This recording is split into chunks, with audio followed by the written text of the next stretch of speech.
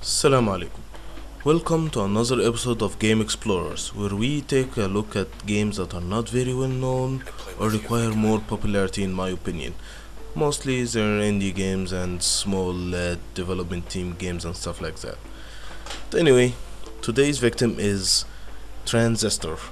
It's a game that came out for the Windows and the PS4. It's from the developers of Bastion, another well-known indie game that's really good, to be honest. And it follows the same style and pattern. But we'll get to that later. First, the story of the game. Every game needs a good story first, before everything else. The story about it, it's okay. It's okay. It's not the Dark Knight Rises or anything. It's a little better, of course, but it's serviceable. It's entertaining. The characters are very interesting.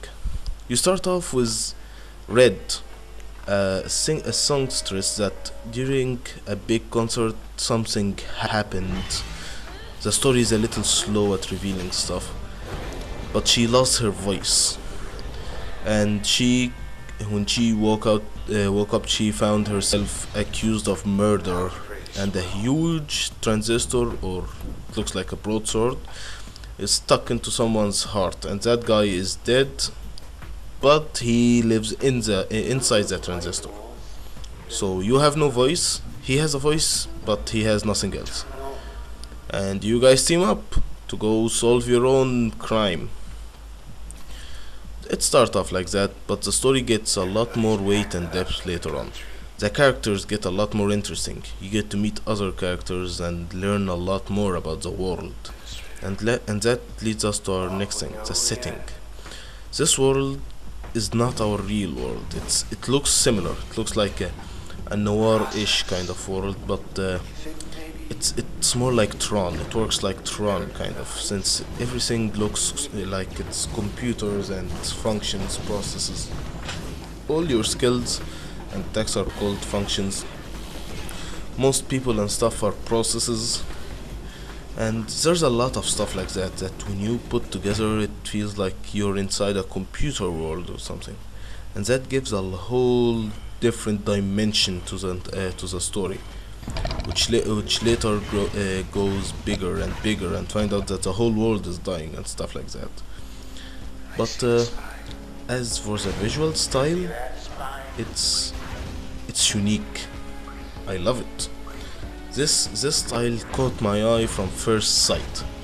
The way the colors are made, how they contrast each other, work together. The music helps to set the atmosphere a lot. But games are not always graphics. There are a lot better games with no graphics at all. But how about the gameplay, the meat of the game? The gameplay is like Passion kind of, where it's top-down, isometric move and kill stuff, but the mechanic of the functions is the unique thing about it. Your skills are functions that you gather as you move along. When you level up, when you when you face bosses, stuff like that, you gain functions.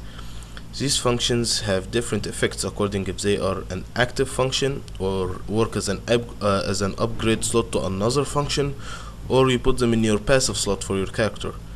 Each position as a function does different stuff, and you can mix and combine functions together to have great effects. For example, there is a function that just shoots a laser forward. It's not too long, it's not too short, doesn't do that much damage.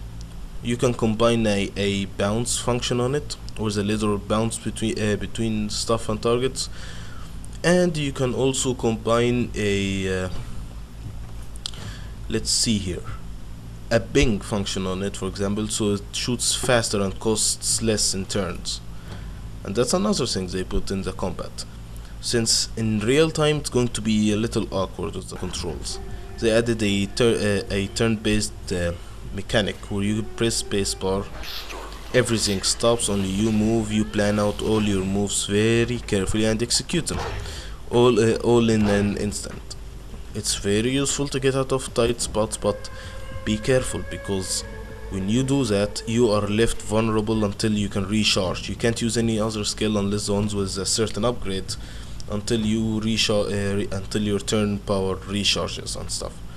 So it adds a dimension of strategy and tactical to the combat. And the enemies are varied. Each enemy feels, looks, and does different stuff from other enemies. And as you progress through the story, they get stronger and get level up and have different effects. And some enemies require some different tactics to take down. So this game makes every combat encounter a different story, a whole new game by itself. And thankfully there are access points before and after almost every combat encounter, so you can mix and match all your functions anytime, almost anytime. But besides the functions, there's also limiters that you can put on your character. These act as your passives, but different from using a function as a passive. They give you a negative effect, a kind of negative effect, but for a positive effect in return as well. For example, a function might give you plus 4% user experience, but in return, when you destroy enemies, they'll spawn twin cells instead of just one cell. And you might be wondering what that cell thing I just said. Well, cells are, when you destroy an enemy, they drop a cell that you have to first hit, remove the shield, and then collect. Otherwise, it will respawn against the same enemy, so it adds a little tension to the combat. So as you can tell, the combat is quite complex and entertaining. So how does the game work with this kind of combat in this setting and the story? Well, the story is, as I said, it gets better along the way, and the story of the characters, and also as the background of your process, you keep collecting later and find out more about the people and the world. At first you start off lost, completely lost. What is going on? You have no idea, but the story keeps telling you more and more as you go on, and your trusty Transistor keeps talking all the way. He's not too annoying, but by the end you'll be a little tired of his voice. And the combat adds, as I said, weight and dimension to the game, which are needed because the story isn't that you find out later at the end. I won't spoil it, but here's the thing: the end. The game is short. It doesn't outlive its welcome. It's short. It's like a little cupcake. It doesn't last long, tastes good, and you're happy for it. And it's a little expensive for its size. The game is about $20. Yeah, it's about $20, I say. For 6, maybe 7 hours at max. If you die a lot and do all the side stuff, it's not too short. But personally, I don't think it's I don't think it should be any longer, because this is just right. It doesn't feel too long or cumbersome later on. When you're done with it, you feel good. You feel like, yeah, that was a fun game. I might play it on later on. Yeah. So yeah, a short game, fun, great combat mechanic, good story, good characters, amazing visual style. I personally would recommend it. Check it out. Buy it from their own from Steam, or get it on a PS4 if you like. Yeah, personally, I'm a PC guy. And yeah, that was it. Thank you for listening to another episode of Game Explorers. Have fun and enjoy. We want to get up top.